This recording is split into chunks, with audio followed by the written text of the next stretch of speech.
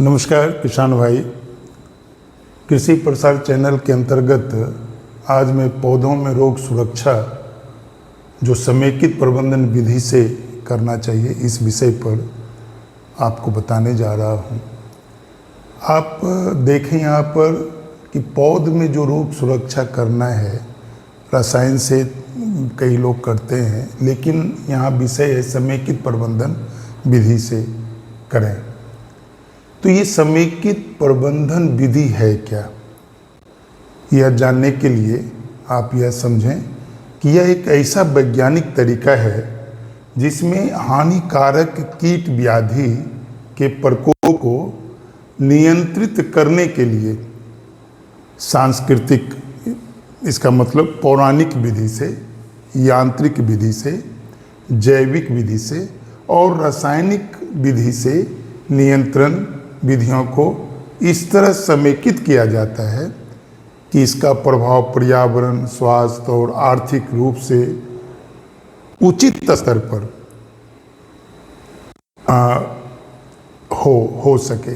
कीट व्याधि का प्रबंधन जो ऐसा समेकित प्रबंधन विधि से हो जिसमें कि पर्यावरण सुरक्षित हो, स्वास्थ्य सुरक्षित हो, आर्थिक रूप से किसान को ज़्यादा क्षति ना हो, ये संपूर्ण विधि समेकित प्रबंधन विधि कहलाता है।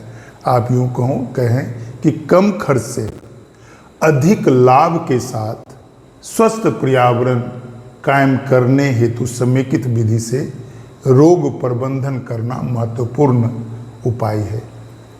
अब किसानों को इसके लिए महत्वपूर्ण बातों पर ध्यान देना चाहिए। सबसे पहले समेकित प्रबंधन के लिए खेत का चयन जरूरी है। खेत समतल हो, गड्ढे वाला या वाटर लॉगिंग वाला नहीं हो।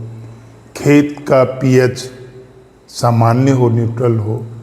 अम्लता या फिर क्षारीयता, ये सब आप देखकर खेत का चयन करें फसल के अनुसार। सबसे जरूरी है कि खेत का चयन समतल होना चाहिए, भुवेदार मिट्टी होना चाहिए, इस तरह का आपका चयन होना चाहिए। और जब खेत का चयन करते हैं तो ग्रीष्मकालीन उस खेत का गहरी जुताई होना चाहिए। इससे क्या होता है कि जो ऊपर का, नीचे का जो कीट व्याधि जो नीचे मिट्टी में है 8 इंच 9 इंच के नीचे, वह पलट के ऊपर आता है, जिसके कारण सूरज का ताप से वो नष्ट हो जाता है। पैथोजन, वो फंगस हो या बैक्टीरिया हो, और जो कीट रहता है जैसे दीमक हुआ, गजरा या गरारा पिल्लू हुआ या चींटी, कीट है वह ऊपर आता है, जिसको चिड़िया या पक्षी चुन कर खा जाता है। आप देखे होंगे जब खेत का जुताई तो हल्के चिड़िया का झुंड चलता है। तो इसका यही कारण है कि नीचे जो मिट्टी में कीट है वह ऊपर आता है, उसको चिड़िया चुन खाता है। तो ग्रीष्मकालीन गहरी जुताई करनी चाहिए किसान भाई को। खेत की सफाई बहुत जरूरी है समेकित प्रबंधन के लिए। आप एक उदाहरण दें कि आप सब्जी का खेती किए हैं और खेत में कई तरह का खरपतवार, घास पात या लगा हुआ है।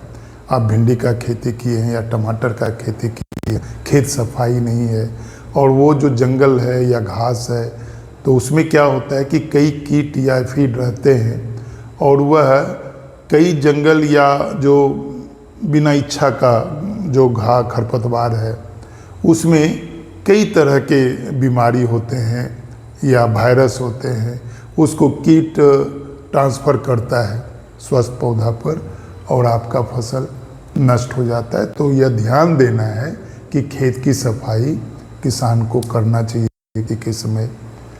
पोषक तत्वों की पूर्ति, पोषक तत्वों की पूर्ति किसान भाई आपको समय पर, जैसे मिट्टी का पहले तो जांच करवा लेना चाहिए कि नाइट्रोजन कमी है या फास्फोरस कमी है या पोटास कमी है या जिंक कमी है या कैल्शियम कमी है या जो भी पोषक तत्व है उसका कमी है, तो खेत के मिट्टी का जांच कराकर पोषक तत्व की पूर्ति, जो कमी है उस कमी को दूर करना चाहिए। और जांच कराकर जो अनुशंसा जो करते हैं वैज्ञानिक, उस आधार पर पोषक तत्व का पूर्ति करना चाहिए। पोषक तत्व की कमी के कारण या अधिकता के कारण भी कई तरह का रोग पौध में फैलता है। जब समेकित विधि में पोषक तत्व का जब आप पूर्ति करते हैं तो मिट्टी जांच के अनुसार तो आपका पौध रोग से सुरक्षित रहता है। बुआई का समय आपको देखना है, आप अर्ली बुआई करते हैं या समय पर करते हैं या समय के बाद लेट करते हैं।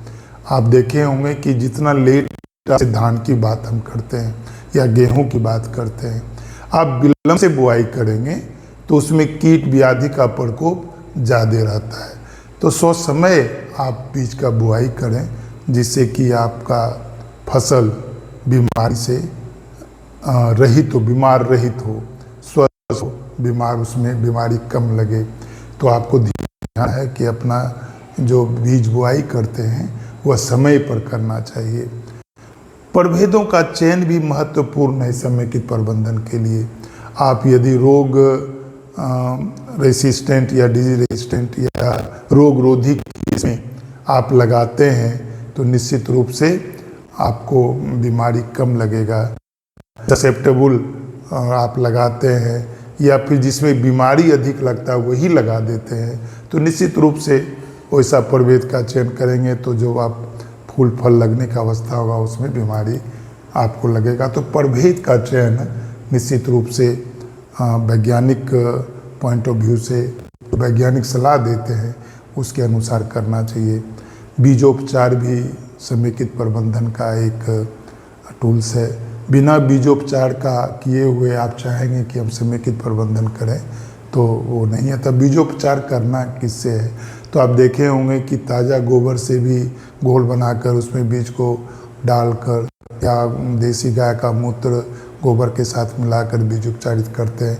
लेकिन रसायन से हम यदि उपचारित करते हैं तो बेविस्टिन नामक रसायन है, उसका 2 ग्राम प्रति लीटर पानी में या 2 ग्राम प्रति किलो बीज के दर से बुआई करते हैं तो यह बीमारी को बढ़ने नहीं देता है। बुआई की दूरी आप सामान्यतः जो हर फसल का अलग अलग बुआई का दूरी होता है। धान का अलग है, चना का अलग है, गेहूं का अलग है। तो पौध से पौध की दूरी और कतार से कतार की दूरी यदि आप मेंटेन करते हैं तो निश्चित रूप से आपका फसल बीमार रहित होगा।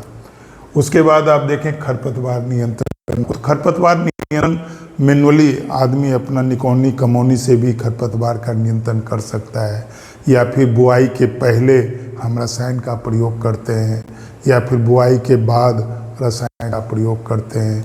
लेकिन वह रसायन आप निश्चित रूप से वैज्ञानिकों की सलाह लेकर या विशेषज्ञों की सलाह लेकर ही करना चाहिए। तो खरपतवार नियंत्रण भी समेकित कृषि प्रणाली का एक टूल्स है। समय पर सिंचाई आपको करना चाहिए। यदि पौध फसल आज पानी मांग रहा है तो आज नहीं तो कल तक सिंचाई कर देना चाहिए और अधिक भी सिंचाई नहीं करना है और कम भी नहीं करना है। तो जो अनुपातिक नमी होना चाहिए खेत में उसको बनाने रखने के लिए सिंचाई आवश्यक है। रोगनाशी या कीटनाशी रसायन का छिड़काव आपको करना चाहिए। अब यह देखना चाहिए कि रोग लगा कब लगा या लग गया तो आप जैसे शुरुआती है 5% आपके खेत में नज़र आता है तो रोगनाशी दवा का या फफूंदनाशी दवा का छिड़काव करना चाहिए। या कीट लग गया तो कीटनाशी का छिड़काव करना चाहिए। अब उसको यह देखना है कि यह संपर्क फफूंदनाशी हो या अंतर्वाही फफूंदनाशी हो तो ये सब आपको देखकर करना है। और दौनी एवं भंडारण सबसे महत्वपूर्ण है।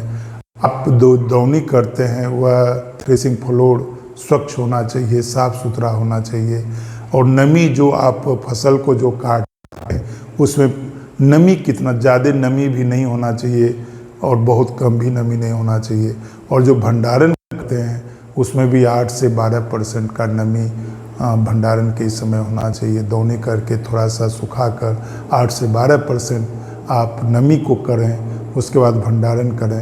यदि भंडारण करते हैं तो भंडारण का जगह स्टरलाइज होना चाहिए। जहां भंडारण करते हैं कीटनाशी का छिड़काव करें या फ्यूमिगेट करके आप जो दाना है या बीज के लिए जो रखते हैं उसको आप कर सकते हैं। तो इस तरह से आप इस तमाम लगभग 12 बिंदु हैं, 12 बिंदु को ध्यान करके यदि आप करते हैं तो निश्चित रूप से आप पौध को का जो रोग सुरक्षा आप करेंगे वह समेकित प्रबंधन विधि से कर पाएंगे। सिर्फ रसायन दे देने से आपका जो रोग प्रबंधन है वह संभव नहीं है। उसके साथ हमारा सांस्कृतिक प्रबंधन या पौराणिक प्रबंधन न होना चाहिए, मगर जैसे हमने अभी बताया है, ये सारी चीज़ को ध्यान में रखकर आप यदि करते हैं तो निश्चित रूप से आप पौध को सुरक्षित रख पाएंगे, पौध में रोग नहीं लगे, इसके लिए आप माने सक्षम विधियों पर विचार करके कर सकते हैं।